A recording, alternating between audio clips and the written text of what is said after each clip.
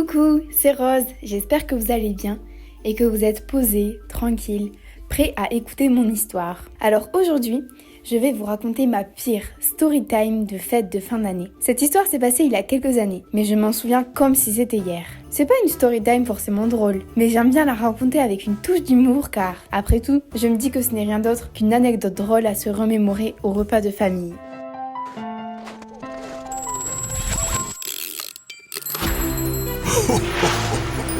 Christmas time.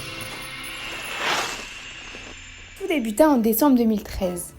Les décorations de Noël sublimaient la ville où j'habitais, et la féerie de Noël ne faisait qu'augmenter mon enthousiasme à l'approche de cette fête si fabuleuse et magique. J'avais à l'époque 11 ans et 4 mois. Oui, à cet âge-là, les mois sont importants. Et j'attendais cette fin d'année avec impatience. Plus les jours avançaient, plus mon émerveillement grandissait. Les jours passaient, je mangeais chaque jour mes petits chocolats, et puis est arrivé le réveillon. Chez moi, le Père Noël déposait les cadeaux durant la nuit du 24 au 25, ce qui créait chez nous une impatience folle toute la nuit. Mais quel bonheur de se réveiller ce matin du 25. Ah là là. Soit, revenons au 24. Il faut savoir que mes parents travaillent assez souvent à cette période-là. Et ma sœur, mon frère et moi étions en vacances scolaires. Pour ne pas nous laisser seuls, ce fut ma cousine, âgée à cette époque-là de 18 ans, qui nous gardait. Ce jour-là, rien ne se passa comme prévu. La matinée suivait son cours. Je me souviens même que le midi, on a vu un fou rire mémorable. Ensuite, on adorait regarder tous ensemble dans les canapés les petits films de Noël qui passaient à la télé. C'était souvent les mêmes histoires, mais on adorait ça. Puis,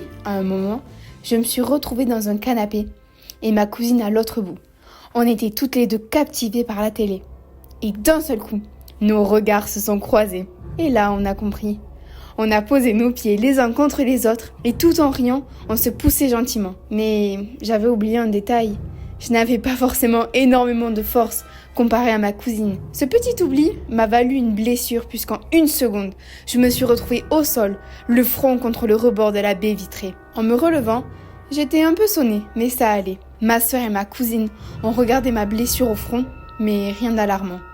Un petit pincement et hop, la blessure est oubliée. Oubliée, hein. Jusqu'au retour de ma mère qui, elle, en rentrant 3 heures après l'accident, a paniqué face à cette blessure plus grave que ce que l'on ne pensait. Je me souviens parfaitement de cette scène-là, car je regardais Nanny McPhee à la télé, et je me rendais pas compte qu'en partant de chez moi, direction les urgences, j'allais vivre une soirée inoubliable. Vers 22h30, en plein milieu de mon film préféré, je suis donc partie de chez moi et pris la direction, accompagnée de ma mère, des urgences. Après 30 minutes de route pour aller à l'hôpital le plus proche, nous voilà arrivés. On échange avec la secrétaire qui nous dirige vers la salle d'attente. Cette attente fut interminable. Nous voilà donc, le 24 décembre au soir, assises à 23h30 dans une salle d'attente. Tout à coup, plusieurs infirmières sont venues me chercher pour m'amener dans une salle de consultation. Après plusieurs auscultations, un médecin vient nous annoncer que ma blessure est très profonde, mais étant sur le front, je ne pourrais pas être anesthésiée et que c'est trop tard pour se faire recoudre. Il nous proposa alors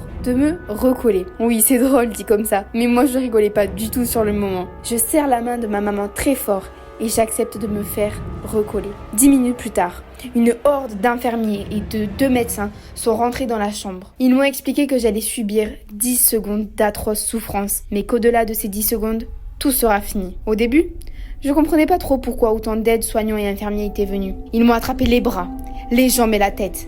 Ils m'ont tout expliqué et détaillé. Et puis là, ça a commencé. Ils ont placé un liquide dans ma blessure. Au loin, j'entendais une infirmière faire le décompte. Plus elle comptait, plus je souffrais et plus je criais. Je me débattais et je l'entendais de plus en plus loin. Je me souviens que ma maman me serrait très fort la main, mais la souffrance était insoutenable. Puis tout à coup, 10. Ça y est, c'est passé. Je l'ai fait, un petit pansement, quelques conseils au niveau de l'exposition de la cicatrice au soleil, et puis je suis rentrée chez moi avec une belle marque de vie qui me rappelle ce merveilleux Noël. Me voilà donc, 6 ans après, raconter mon histoire avec cette cicatrice qui, d'après les médecins, devait partir et qui est toujours bien là, sur mon front. Mais qu'est-ce que je l'aime cette cicatrice qui me rappelle une épreuve de ma petite vie. Voilà, j'espère que ça vous a plu. Moi j'aime bien raconter mes petites histoires, puis je suis sûre qu'on a tous et toutes des superbes histoires de vie à raconter. Gros bisous à tous. Christmas time.